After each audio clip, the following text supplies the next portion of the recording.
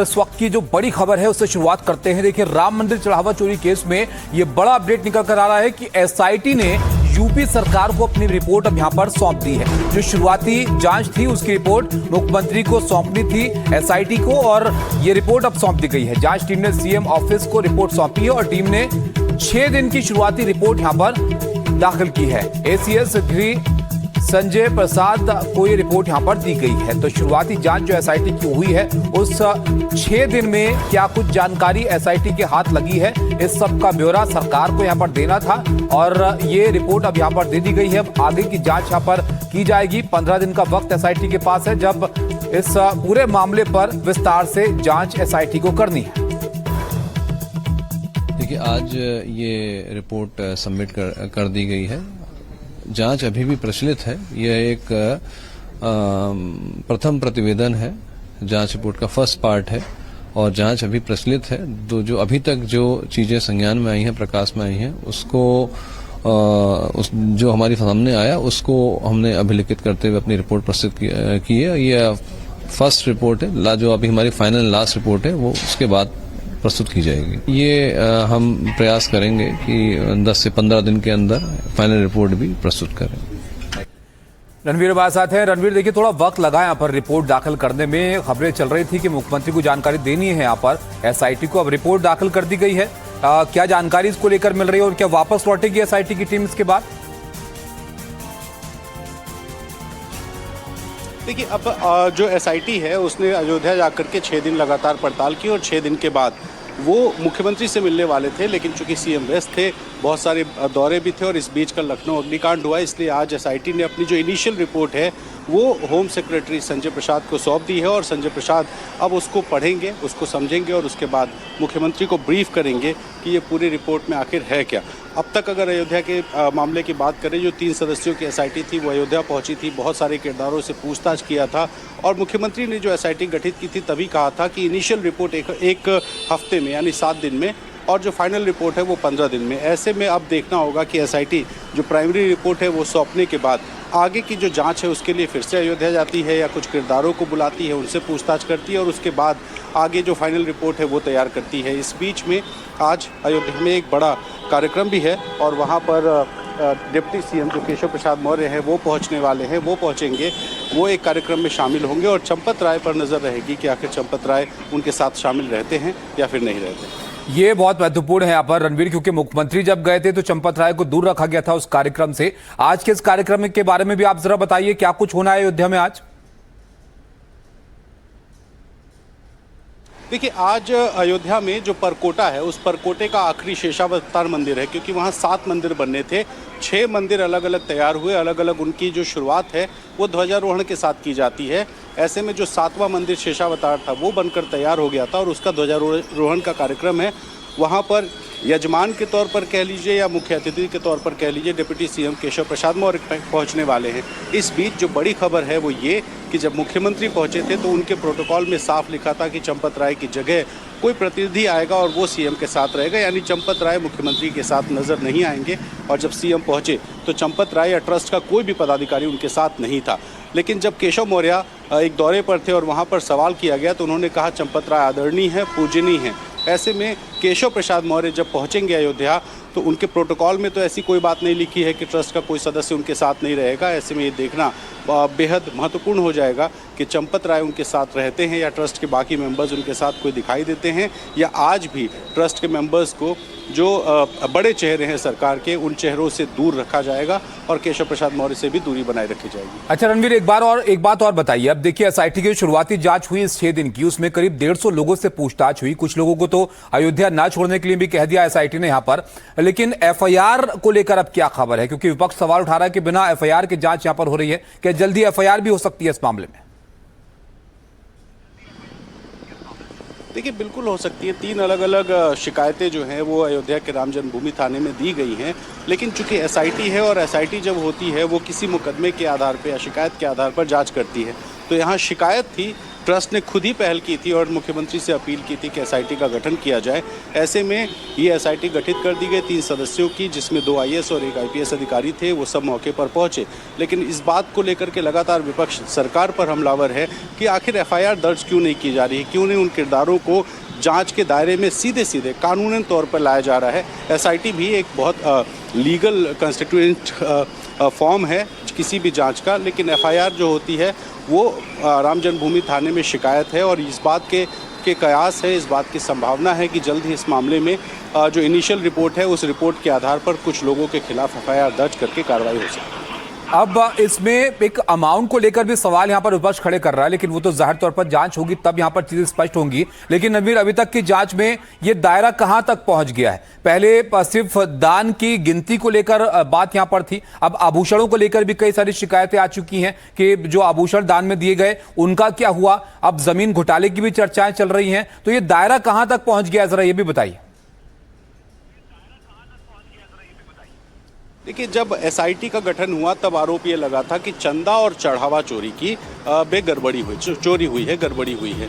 चंदा यानी कि जब राम जन्मभूमि ट्रस्ट बना तब लोगों ने मंदिर बनाने के लिए चंदा दिया। उसके बाद जब प्राण प्रतिष्ठा हो गई, रामलला अपने मंदिर में विराजमान हो गए, तब लोगों ने चढ़ावा देना शुरू किया भगवान राम के चरणों में। तो ऐसे में चंदा और चढ़ावा ये 2 चीज़ें थी जिसमें कहा गया कि नकदी की चोरी हो रही है, बहुत सारे पैसे इसमें हेरफेर किए जा रहे हैं। लेकिन जब ये शिकायत आई तो बहुत सारे ऐसे लोग आए जिन्होंने कहा कि हमने सोना दिया, हमने चांदी दिया, हमने हीरा जड़ित हार दिया, चरण पादुका दी।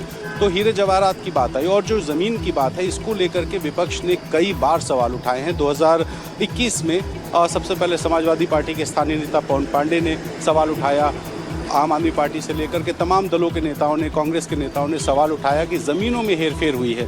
ऐसे में फ़िलहाल एसआईटी का जो फोकस है वो फोकस तो उसी पैसे को लेकर के और आभूषणों को लेकर के है जो मंदिर में चंदे या चढ़ावे के तौर पर दिया गया। लेकिन चूँकि अब मामला बड़ा हो गया है, ऐसे में हो सकता है कि जो एसआईटी जांच कर रही है इसमें वो सारी चीज़ों को शामिल करके देखा जाएगा, एक ओवरऑल पर्सपेक्टिव तैयार किया जाएगा कि राम मंदिर ट्रस्ट की तरफ से क्या कोई गड़बड़ी की गई है, क्या ट्रस्ट के करीबी लोगों की तरफ से इस तरह की गड़बड़ियां अयोध्या में की गई हैं। और इसी वजह से जो एसआईटी है उसकी इनिशियल रिपोर्ट बहुत महत्वपूर्ण होगी, बहुत अहम होगी इस पूरे मामले में, क्योंकि इनिशियल रिपोर्ट बताएगी कि गड़बड़ी अगर हुई है उसके बाद पड़ताल और आगे बढ़ेगी और उसके बाद किस किस तरह की गड़बड़ी हुई है, ज़मीनों को लेकर, आभूषणों को लेकर, नकदी को लेकर या किसी और भी तरीके से टेंडर में कमीशन खोरी को लेकर, ये तमाम ऐसे पहलू हैं। और ये भी कहा जा रहा है कि जो कुछ लोग थे वो अपनों को टेंडर दिलाने के नाम पर कमीशन लेते थे। आरोप भी लगे कि 30 से 40% तक कमीशन लिया गया।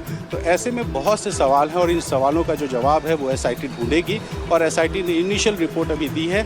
इसके बाद जब फाइनल रिपोर्ट आएगी फिर उसके बाद आगे का जो एक्शन है वो तय होगा कि आखिर किस तरह का रहने वाला है, क्योंकि जो एसआईटी है वो इनिशियल रिपोर्ट में बताएगी कि हाँ गड़बड़ी हुई है या फिर गड़बड़ी नहीं हुई है। और अगर गड़बड़ी बताती है तो ये जांच का दायरा और ज़्यादा बढ़ेगा और अब तक जितने भी आरोप लगे हैं उन सारे आरोपों की जांच जो एसआईटी है वो करेगी। संभव है कि एफआईआर भी दर्ज किया जाए, लेकिन ये जानना अहम है कि इसमें गड़बड़ी अगर हुई है तो किस तरह की हुई है और क्या एसआईटी ने गड़बड़ी की बात अपनी रिपोर्ट, इनिशियल रिपोर्ट में बताई है या नहीं। जी, जाहिर तौर पर रणवीर, जब ये जांच मुकम्मल होगी तो उसके बाद इन तमाम सवालों के जवाब मिलेंगे जिसको लेकर सवाल यहां पर किए जा रहे हैं। बहुत शुक्रिया आपका इस सब जानकारी के लिए। तो एसआईटी ने अपनी रिपोर्ट अब यहां पर सौंप दी है, उसके बाद आगे की जांच यहां पर शुरू की जाएगी और 15 दिन का जो वक्त है उसमें जो तमाम बड़े सवाल इस मामले को लेकर खड़े हुए उसके जवाब तलाशने की कोशिश यहां पर एसआईटी करेगी। उधर आप देखिए, चढ़ावा चोरी के मामले में कई बड़े चेहरे यहां पर जांच के दायरे में अब नजर आ रहे हैं। फिर वो राम जन्मभूमि तीर्थ क्षेत्र ट्रस्ट के महासचिव चंपत राय हो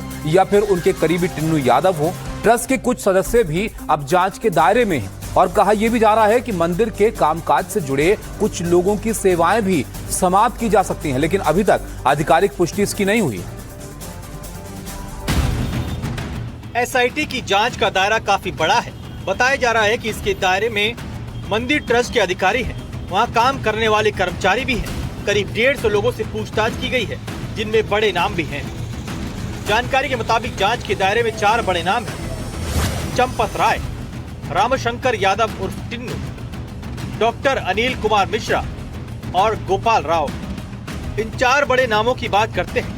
पहला नाम है चंपत राय का, जो राम जन्मभूमि तीर्थ क्षेत्र ट्रस्ट के महासचिव हैं। चंपत राय राम जन्मभूमि आंदोलन के अहम चेहरों में से एक है। वह मंदिर की ऑडिट समिति के अध्यक्ष भी हैं। मंदिर में बैठक और सभी तरह के आयोजन वही देखते हैं। एसआईटी ने जांच के दौरान उनसे भी पूछताछ की है। चंपत राय ने कहा कि मंदिर का इंटरनल ऑडिट चल रहा था और इस ऑडिट में कोई संदिग्ध बात नहीं मिली। चंपत राय को उनके जानने वाले एक बहुत ही साधारण और संत जैसा व्यक्ति बताते हैं। हमारे चंपत राय जी बहुत आदरणीय और बहुत ही पूज्य और ऐसे राम भक्त हैं जो राम काज के लिए पूरी तरह से समर्पित है और हम सब जानते हैं कि उनका बहुत ही आदरणीय योगदान है। इस तस्वीर को देखिए, ये रामशंकर यादव उर्फ टिन्नू यादव है। ये पहले चंपत राय के ड्राइवर थे, फिर करीबी सहयोगी हो गए। इनके ऊपर कई तरह के आरोप हैं। टिन्नू यादव पर अयोध्या लखनऊ में करीब 50 करोड़ की संपत्ति होने की बात है। आरोप है कि मंदिर के चढ़ावे की चोरी में शामिल है। कहा जाता है कि मंदिर में वीवीआईपी एंट्री से चढ़ावा गिनती तक में उनका दखल था। कहा जाता है कि टिन्नू के पास एक वॉकी टॉकी रहता था, जिससे वो किसी को भी निर्देश देते रहते थे। चढ़ावे की रसीद काटने में भी उनका हाथ रहता था। जानकारी के मुताबिक एसआईटी ने 6 दिन में टिन्नू यादव से कई बार पूछताछ की। ये भी कहा जा रहा है कि जल्दी ही टिन्नू यादव पर एफआईआर दर्ज हो सकती है। एक और बड़ा नाम आ रहा है। ये नाम है डॉक्टर अनिल कुमार मिश्रा का। राम जन्मभूमि तीर्थ क्षेत्र ट्रस्ट के सदस्य हैं। मंदिर प्राण प्रतिष्ठा में मुख्य यजमान बनाया गया था। मंदिर में सभी तरह के प्रशासकीय काम यही देखते हैं। एक पूर्व इंजीनियर ने इन पर 40% कमीशन लेने का आरोप लगाया है। एसआईटी ने डॉक्टर अनिल मिश्रा से भी कई राउंड की पूछताछ की है। राम जन्मभूमि तीर्थ क्षेत्र ट्रस्ट के विशेष आमंत्रित सदस्य हैं। गोपाल राव कर्नाटक के रहने वाले हैं। मंदिर में निर्माण सहायक हैं। राम मंदिर से जुड़ा पूरा प्रबंधन उनके जिम्मे रहता है। दर्शन और आरती पास की व्यवस्था इन्हीं के पास है। गोपाल राव चंदे के पैसों की गिनती के प्रभारी भी थे। चढ़ावे के पैसे और सोना चांदी में हेरफेर के आरोप लगे हैं। एसआईटी ने गोपाल राव से भी कई बार पूछताछ की।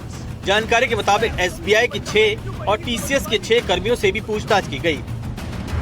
करीब 150 लोगों से पूछताछ हो चुकी है, जिनमें ट्रस्ट प्रबंधन के 20 से 25 लोग ऐसे हैं जिन पर संदेह गहरा है। अयोध्या से प्रमोद श्रीवास्तव और लखनऊ से अजय दुबे के साथ रणवीर सिंह, एनडीटीवी इंडिया।